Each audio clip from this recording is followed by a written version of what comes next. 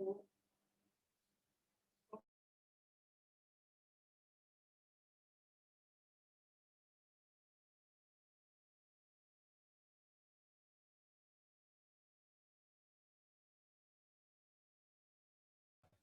doctora, buen día. Hola Diana, buen día, ¿cómo estás? Hola, doctora. Muy buen día. bien, ¿y tú, doctora? Yo bien, gracias. Bienvenidos a todos, muchachos. Veo que ya somos varios, 12. Les pido por favor si pueden activar sus cámaras como están en las instrucciones que les puse en Moodle, siguiendo el ejemplo de Rodrigo, de Tainá. Ucha, vamos a pasar clases seguidas entonces. ¿Cómo les ha ido con la tarea de teoría de hoy? Yo fui bien, doctora. Qué bien, Diana. Tú como siempre, buena. Oye, iré otra vez. Ya. ¿Qué más? No se olviden, por favor, en el chat poner sus nombres completos y matrículas. Esta es nuestra primera clase práctica, ¿verdad? ¿Quieren que les presente la plataforma Moodle que tenemos para nuestra práctica o comenzamos con el material?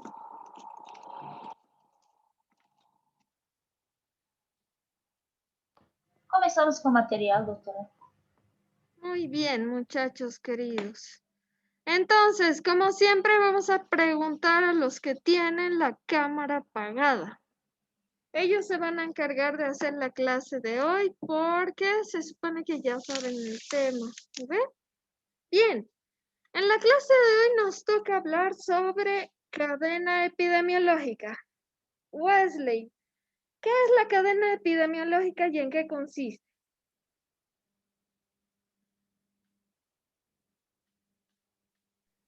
Hola, doctora. Mi Hola, audio está un poco malo. ¿Puedes hablar de nuevo? claro que sí. ¿Puedes explicarnos qué es la cadena epidemiológica y para qué sirve?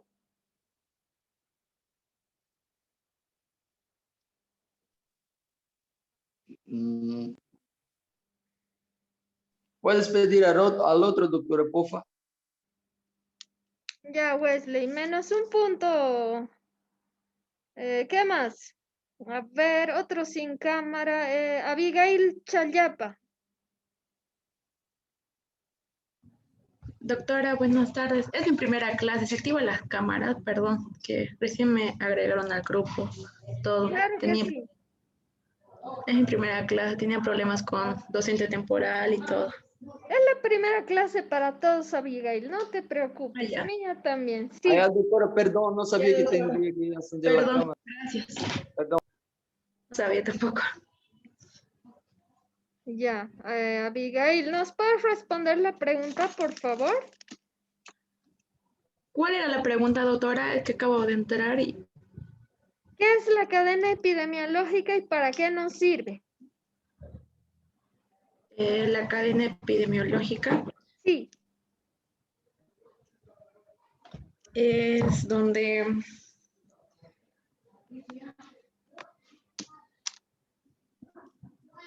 no sabía decir, doctora, ahorita con mis palabras. Ucha, ya, a ver, uno más que tenga mala suerte que lo elija. A ver, cámaras, cámaras. Roy Valderrama.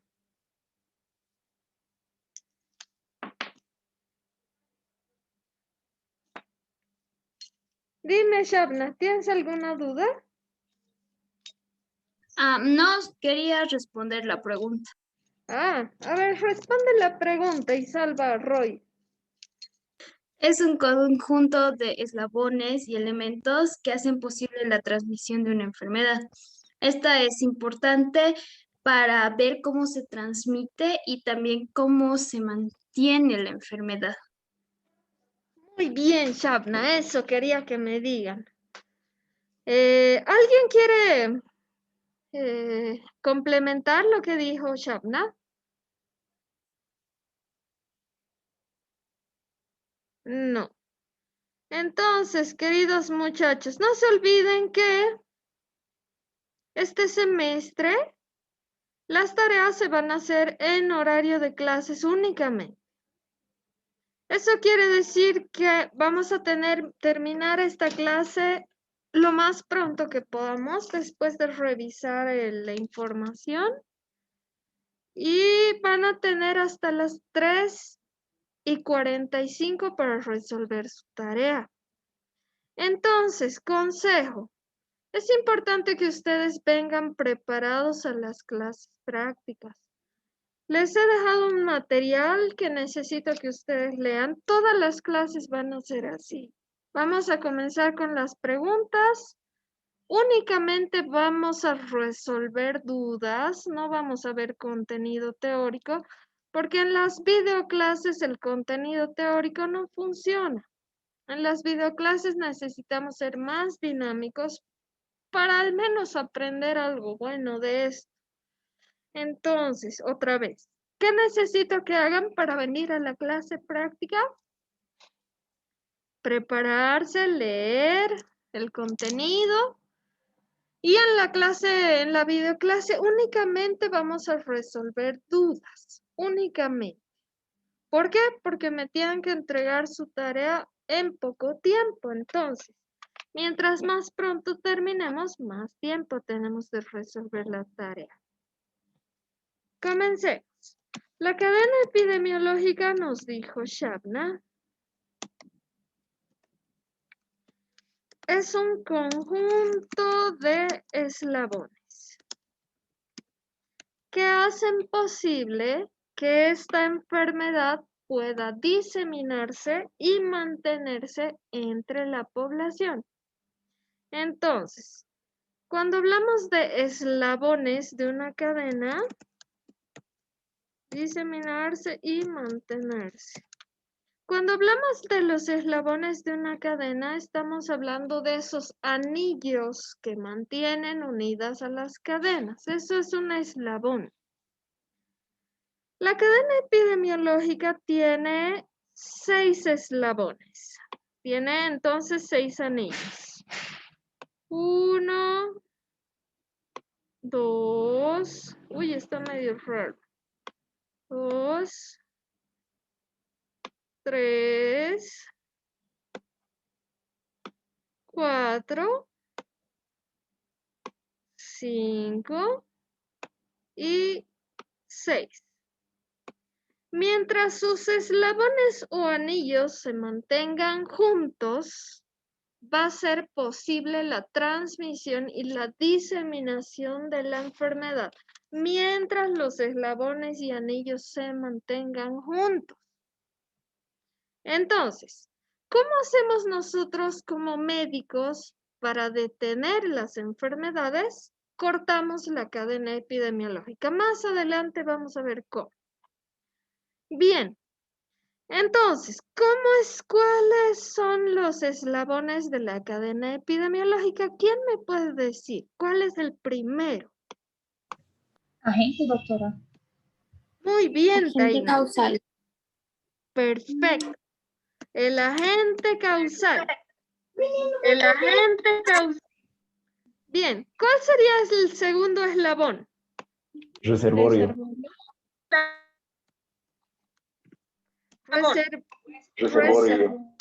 Reservorio o fuente de infección. ¿Cuál sería el tercer eslabón? Puerta de salida. Mecanismo de transmisión. ¿Alguien? El portador. Puerta de salida. Puerta de salida. Eso, Raniel. Bien, cuarto. Mecanismo Mecanismo. modo de transmisión. Muy bien. El mecanismo de transmisión. ¿Cómo se escribe? Ya, muy bien. ¿Cuál sería el otro? Puerta de entrada de un nuevo hospedero. Puerta de entrada. ¿Saben más de lo que parecían al principio? Me han hecho creer. Ya, ¿y el último? Huésped. Susceptibilidad. Excelente. Huésped susceptible. Lo más importante es que sea susceptible. Perfecto. Hasta ahora vamos bien. ¿Qué pasa con los agentes causales de enfermedad? Estos agentes causales sabemos que tienen características específicas que definen el funcionamiento del agente infeccioso, ¿verdad? Pueden ser bacterias, hongos, parásitos, no sé, pero cada uno de ellos funciona diferente. Ahora, ¿qué quiero que me digan de los agentes causales? Quiero que ustedes me digan las características del agente infeccioso que hemos aprendido en Medicina Social 1. Hemos aprendido que un agente infeccioso tiene 5 o 6 características. ¿Cuáles eran? ¿Quién recuerda?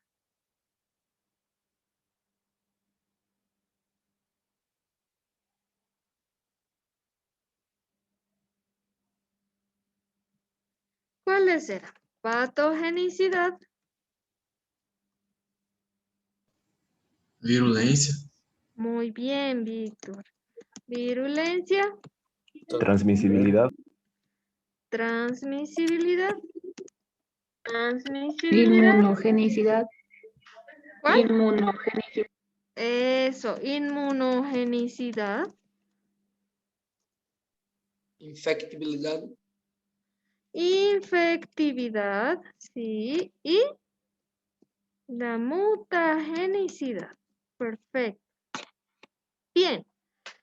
Entonces ya sabemos que los agentes infecciosos tienen características distintas, tienen diferente forma de influir sobre el sistema inmune, algunas son mortales, otras son asintomáticas, ya sabemos eso. Una vez que conocemos al agente infeccioso, ¿qué es importante conocer? Por un lado, la fuente. Por un lado, el reservorio y por otro lado, la fuente de infección. Estas son dos cosas diferentes porque dependen del papel que cumplen en la cadena epidemiológica. Ahora, ¿quién me puede decir qué es un reservorio?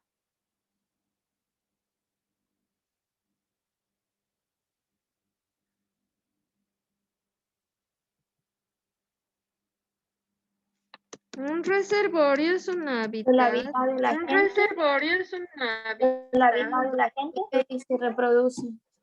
Excelente. Entonces, un reservorio es un hábitat natural. Como nos dice nuestra compañera, es el lugar donde se reproduce el agente infeccioso, donde se encuentra, donde está. Es donde lo vamos a encontrar siempre. Ejemplo, ¿cuál sería el hábitat natural de los canguros? Australia. Excelente, Australia. Pasa lo mismo con las bacterias, hongos, parásitos. Tienen un hábitat natural. Donde viven, donde se reproducen y desde donde comienzan a diseminarse. Eso es importante. Ahora, otra cosa importante. El hábitat natural puede ser un animado, o sea, un ser vivo, o puede ser un inanimado, o sea, ser un objeto, cosa, superficie, no sé. Entre los seres animados, nosotros humanos podemos ser hábitats naturales de algunas bacterias. Los insectos, los animales son hábitats de otro tipo de bacterias diferentes. Entre los inanimados, ¿qué sucede? Hay hábitats naturales que se encuentran en la tierra, por ejemplo. En la tierra esa que pisamos, de ahí donde crecen las plantitas, hay todo tipo de bacterias conocidas y desconocidas, patógenas y no patógenas, que se encuentran ahí, que se reproducen ahí y que si nosotros buscamos las vamos a encontrar ahí. Entonces es importante saber dónde están estos agentes. Bien, ¿a qué le vamos a llamar fuente de infección?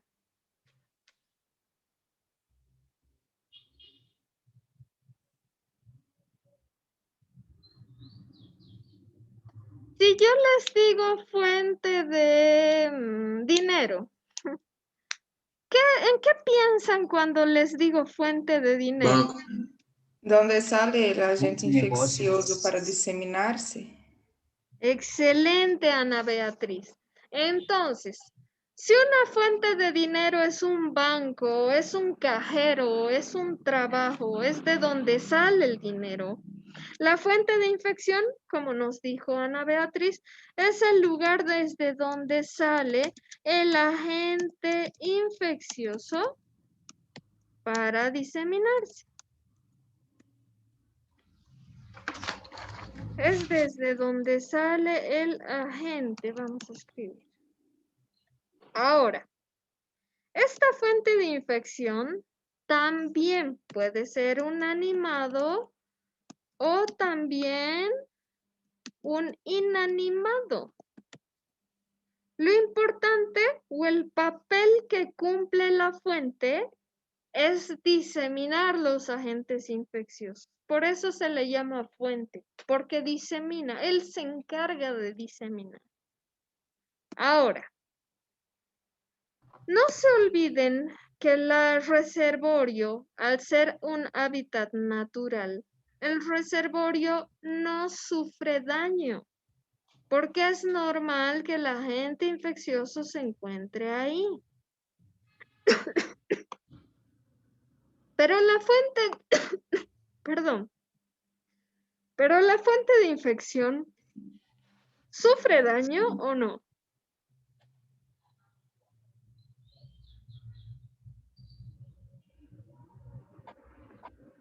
¿Qué creen? Creo que sí, doctora. Creo que no, doctor.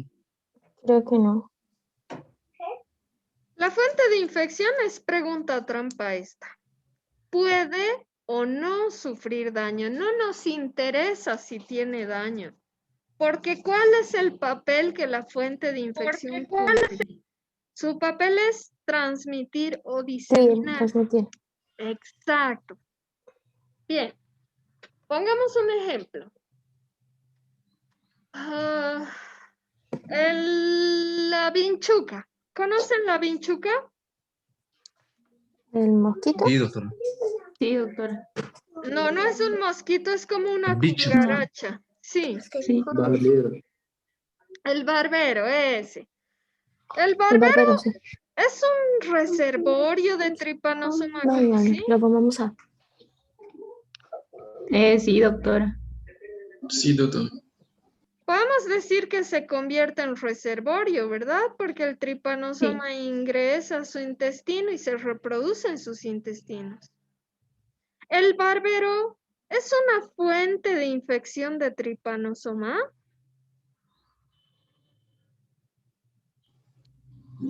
Sí. Claro que sí, porque la vinchuca va a comenzar a diseminar esos tripanosomas a las personas y animales a los cuales pique, ¿verdad? Y luego defeque sobre la picadura. Bien, ahora el humano. Nosotros humanos podemos convertirnos en fuentes de infección de Chagas.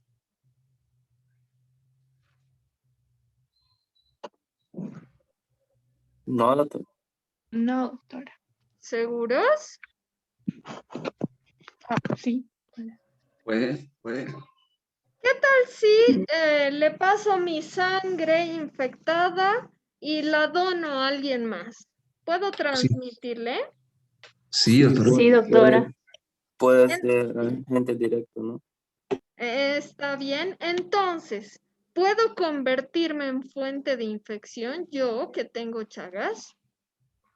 Sí, doctora. Sí, doctor. Puedo hacerlo. Ahora, yo que tengo Chagas, ¿soy un reservorio de Trypanosoma cruzi?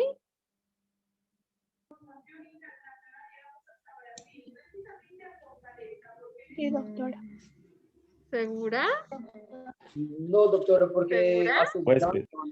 No, Solo sería la fuente de infección nada más. Excelente. Wesley, ¿qué estabas diciendo tú? Por cuenta que hace daño, ¿no? Entonces, cuando es solo reservorio, no hace daño.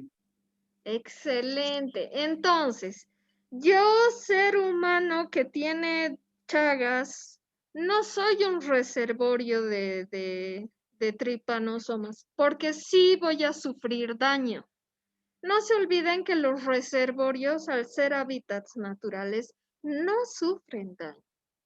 Ahora, nosotros como humanos, podemos ser reservorios de, no sé, de, ¿qué se llama? Escherichia coli.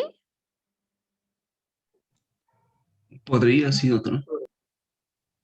Somos reservorios de Escherichia, porque en ¿De qué, doctora? condiciones, ¿cómo? ¿De qué reservorio de qué? De E. coli. Voy a escribir. Es tipo un parásito, doctora, ¿no? Es una bacteria. Eso, bacteria. Sí, voy a escribir aquí. Nosotros como humanos somos reservorios de E. coli. Sí. Esta bacteria se encuentra de forma natural en nuestros intestinos y nos ayuda en la digestión de nuestros alimentos. Es normal que esta bacteria esté en nuestros intestinos. Entonces, como está ahí y nos ayuda nosotros, otra vez, ¿somos reservorios de E. coli? Sí, doctora. Sí, doctor. Claro que somos. ¿No ven? ¿Se ha entendido la diferencia entre reservorio y fuente?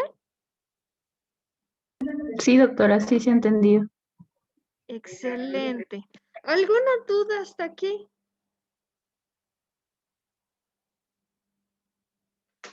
No. Ahora, la puerta de salida. ¿Quién me puede decir qué es la puerta de salida?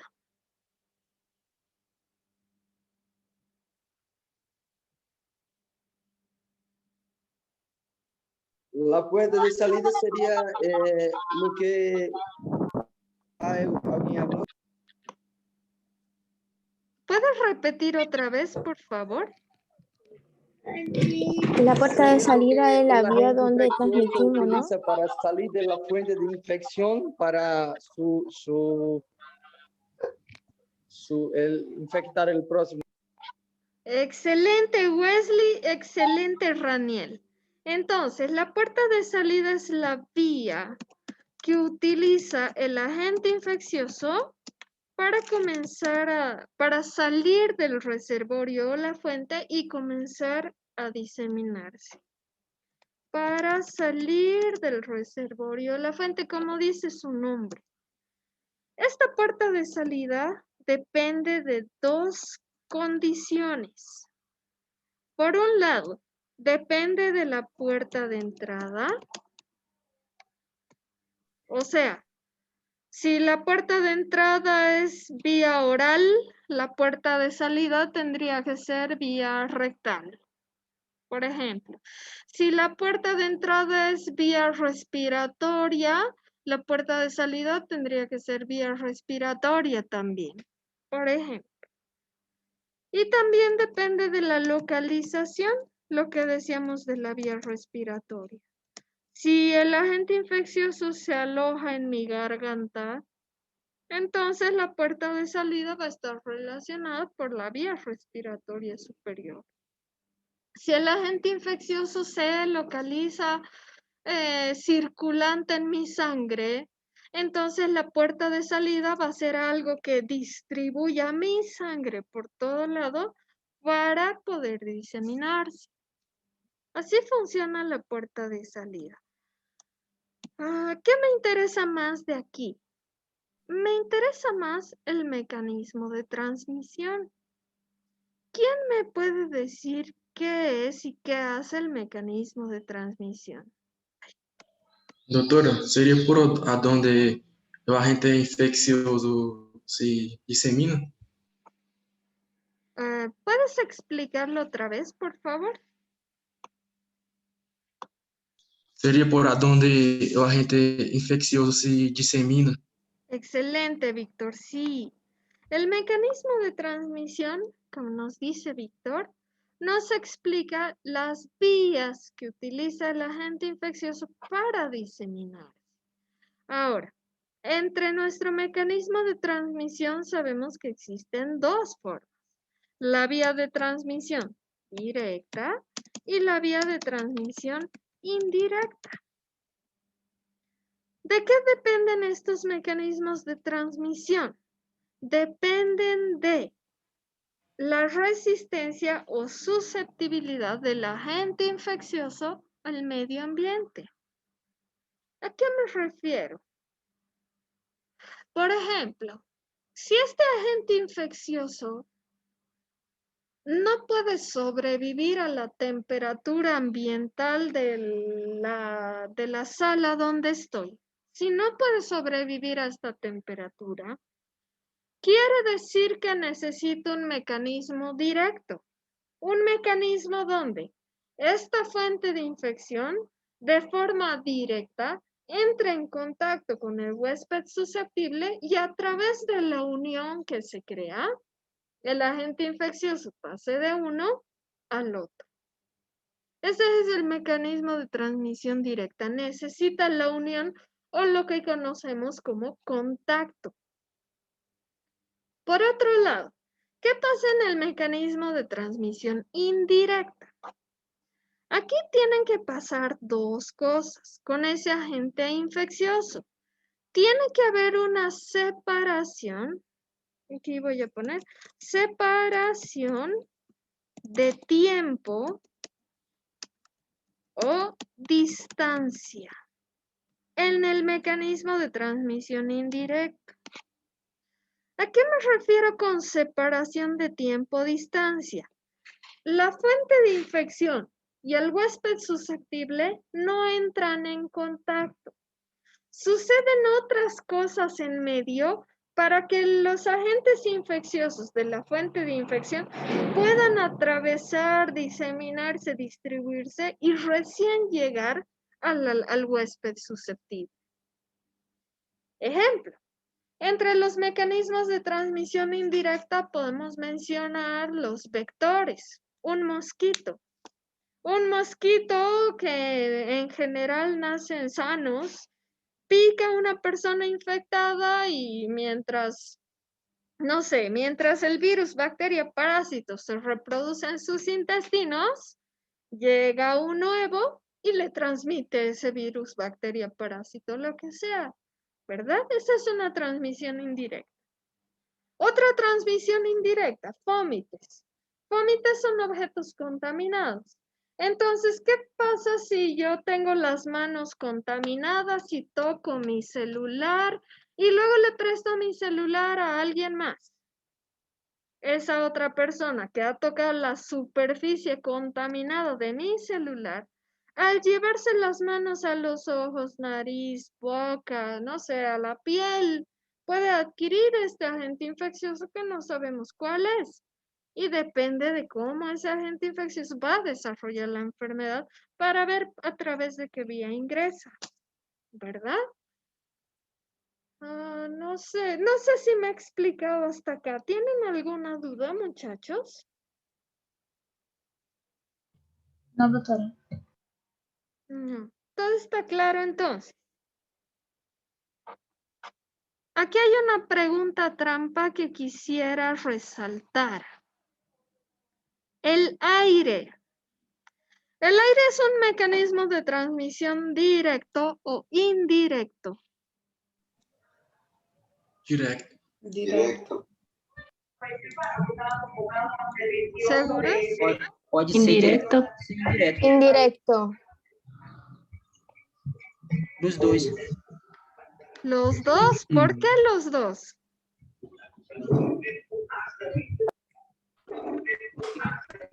Porque o aire pode vir em volta ou em partículas. Excelente respuesta. Entonces, el aire puede pertenecer tanto a la transmisión indirecta como a la transmisión directa. Ejemplo, ¿qué tal si yo estoy hablando con mi pareja? Estamos a menos de 30 centímetros de distancia y así de cerca yo le estoy contando cómo me ha ido hoy. Digamos, mientras yo le cuento, estoy escupiendo gotitas de saliva en su cara, en sus mucosas, en su piel. Como estamos tan cerca, esto se considera una transmisión directa. Por eso en el COVID-19 nos dicen que mantengamos una distancia de 1,5 metros o 2 metros con otras personas. No importa si sepamos que están enfermas o no. Hay que mantener la distancia para reducir el riesgo de transmisión directa de SARS-CoV-2. Ahora, ¿cómo sería la transmisión indirecta a través del aire? Ejemplo, yo estoy sola en esta habitación. Alimentos, agua. A través del aire, te digo. Ah, ya. Sí. A ver, digamos, yo estoy sola en esta habitación y tengo tuberculosis. Digamos, comienzo a toser, comienzo a estornudar y lo que estoy haciendo es contaminar el aire de esta habitación. El ambiente. Exacto. Entonces, si no hay una buena circulación del aire, si este ambiente se queda cerrado y húmedo, esos bacilos de Koch pueden estar flotando, no sé, en las gotitas de fluye, pueden ir a las superficies, alojarse y convertirlas en vómites. ¿Y qué pasa? Yo estoy usando este ambiente ahora. Pero si viene alguien más tarde, mañana o la siguiente semana, al entrar en contacto con las superficies contaminadas y con el aire sin ventilar, también puede ser capaz de adquirir la infección. En ese caso, no se necesita un contacto íntimo entre las personas, pero el ambiente ya de por sí contaminado es un mecanismo de transmisión indirecto. Entonces, cuidado con las preguntas trampa. ¿Por qué? Porque el aire puede ser cualquiera de los dos. ¿De qué depende para saber si es directo o indirecto? Depende de la distancia. Voy a considerar directo cuando esta persona está a menos de 1 metro de distancia entre la fuente de infección y entre el huésped susceptible. Por otro lado, voy a considerarlo indirecto cuando está a más de 1 metro de distancia entre la fuente de infección y entre el huésped susceptible. Esto es importante. ¿Dudas hasta acá, queridos muchachos? No, doctora. Muy bien. Doutor, uma Dime. pergunta.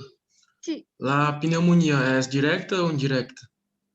depende de la distancia entre la fuente y el huésped. Ya. Sí. ¿Qué más? Nada más. Continuemos.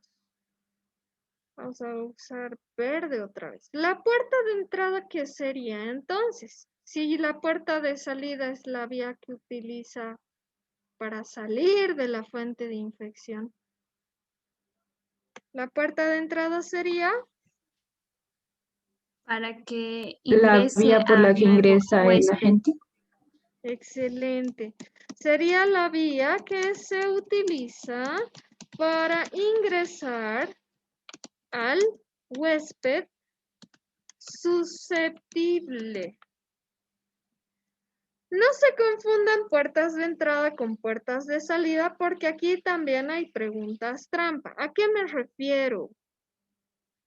En algunos casos, la puerta de salida y la puerta de entrada concuerdan. En algunos casos. Digamos, contacto sexual. La puerta de salida, no sé, semen o fluidos genitales y la puerta de entrada, las mucosas genitales. Digamos. En otros casos, la puerta de salida y la puerta de entrada tienen variaciones, pero están relacionadas. Entonces, no se confundan. Ejemplo. Si tengo COVID-19, ¿cuál sería la puerta de salida?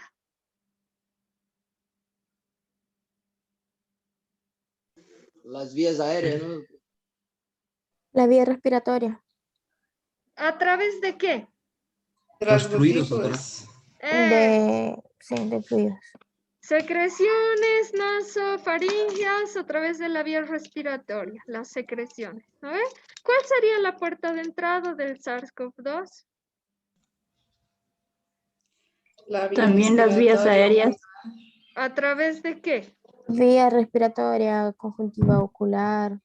Conjuntivas. La salida, hemos dicho, a través de las secreciones. La entrada a través de las mucosas. Exacto, exacto. Están relacionados, sí, pero no son lo mismo. ¿No ve? Entonces, cuidado con eso porque me gusta confundirlos ahí.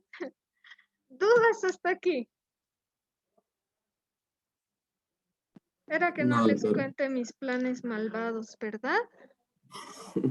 Ahora van a estar listos y preparados. Ya. Si no hay dudas, continuamos. ¿Qué nos interesa del huésped? ¿A qué le vamos a considerar? Ah, bueno, primero, ¿qué es un huésped? ¿Cuál es el concepto de huésped? El que alberga al agente causal puede o no provocar enfermedad, etc. Excelente, Shabna. Huésped es... ¿Cómo? Cualquier... No, doctor, estaba hablando con mi hija, perdón. Ah, ya está bien. Cualquier ser vivo que aloja un agente causal. Cualquier ser vivo. Si se dan cuenta, a diferencia del reservorio de la fuente de infección, el huésped sí o sí es un ser animado. Ahora, el huésped puede o no sufrir la enfermedad. No nos interesa si sufre o no. ¿Qué nos interesa? Es que el huésped aloja un agente causal. O sea, deja que virus, bacterias, hongos, parásitos vivan en su cuerpo. Que estos virus, bacterias, hongos, parásitos sean patógenos o no patógenos es otra historia. ¿Listos? ¿Qué más? A ver, nosotros hemos dicho que somos fuente de infección de E. coli, porque la vamos a eliminar a través de nuestras heces. ¿Somos huéspedes de E. coli también? Sí, doctora. Sí, doctor.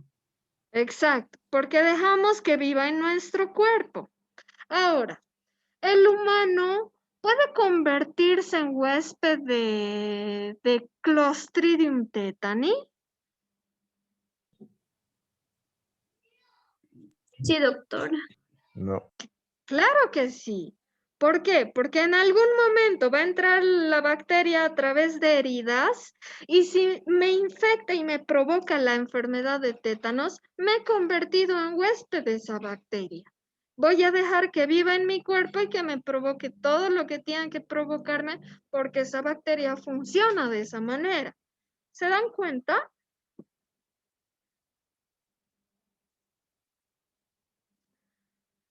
Chicos. Sí, doctora. Sí, doctora. Sí, doctora. Ya. ¿Qué es lo que me interesa más del huésped susceptible? Y es lo que puede estar en sus preguntas de examen y demás. Lo que me interesa más es que este huésped necesita determinantes que lo conviertan en susceptible de sufrir enfermedad. Ahora recordemos, los determinantes de salud son todos los factores que me rodean y que pueden mejorar o dañar mi salud. Eso es un determinante de salud. Ahora, si yo estoy rodeada de determinantes de salud negativos, por supuesto que me convierto en susceptible, porque tengo más probabilidades de adquirir esa enfermedad. ¿No ve? ¿Quién me puede dar ejemplo de factores que aumentan mi susceptibilidad al cáncer de mama?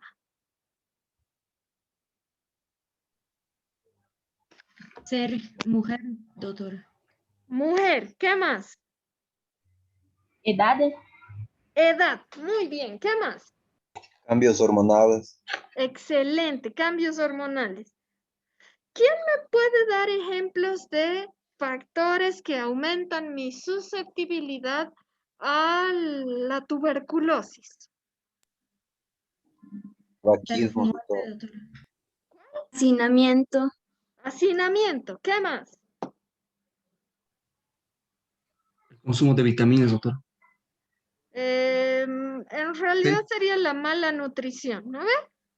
Inmunodepresión o enfermedades que causen eso. Excelente. Entonces, ¿qué es lo más importante en el huésped? Su susceptibilidad. Porque dependiendo de sus determinantes de salud, esta persona va a ser capaz de desarrollar o sufrir esa enfermedad u otras, o ninguna. Todo depende de la susceptibilidad. Ahora, ¿por qué estudiamos la historia natural de la enfermedad? No es la historia natural. ¿Por qué estudiamos la cadena epidemiológica? Porque quiero detener esa diseminación de la enfermedad o quiero evitar que esta enfermedad comience a afectar a mi población. Entonces, ¿qué es lo que yo tengo que hacer en este caso? Cortar la cadena. ¿Cómo la voy a cortar? Por ejemplo, puedo identificar por un lado dónde está el reservorio de este agente infeccioso para evitar que ese reservorio se convierta en una fuente de infección. En el COVID-19, ¿cómo se corta el reservorio o la fuente de infección? ¿Qué actividades hago para evitar que la fuente de infección disemine el virus? El lavado de manos. Aislamiento, doctor.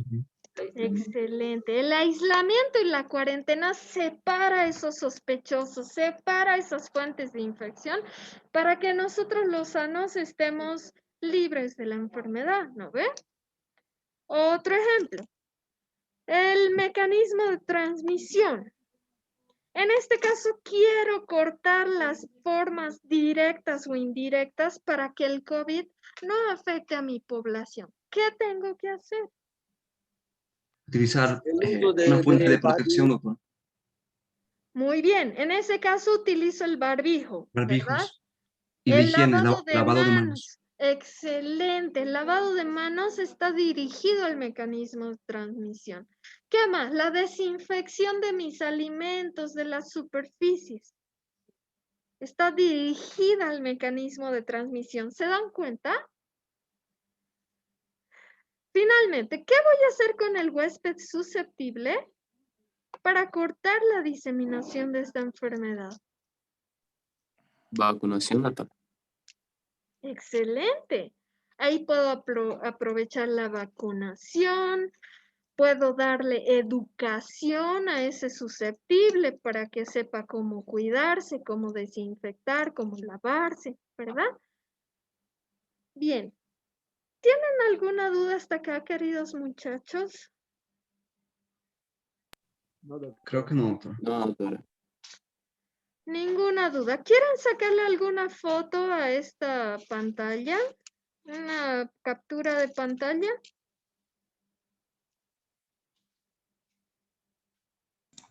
Sí, doctora.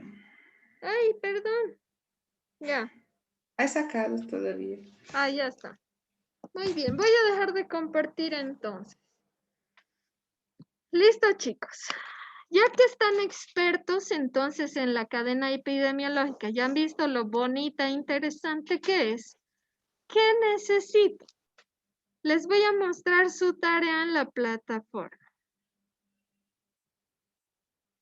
Esto es, ¿no? 415 P3. Sí, somos nosotros.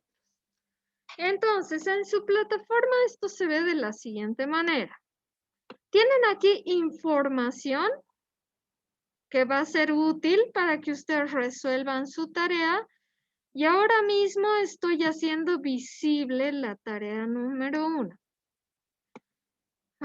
¿Qué pasa con esta tarea? Necesito que ustedes me hagan un documento escrito o digital. Voy a considerar ambos. ¿Qué más? Este documento tienen que subirlo en formato Word o PDF, ya no imágenes. Porque me parece que es más cómodo trabajar con un Word o un PDF. Ya saben, plagio. Mejor, ¿No ve? sí, es muy mejor, doctora. Qué bien, me alegra. Entonces vamos a trabajar con eso ya que estamos de acuerdo y vamos a aprovechar sus ventajas. Entonces, ya saben que plagio vale 0. ¿Y qué es lo que quiero que hagan ahora?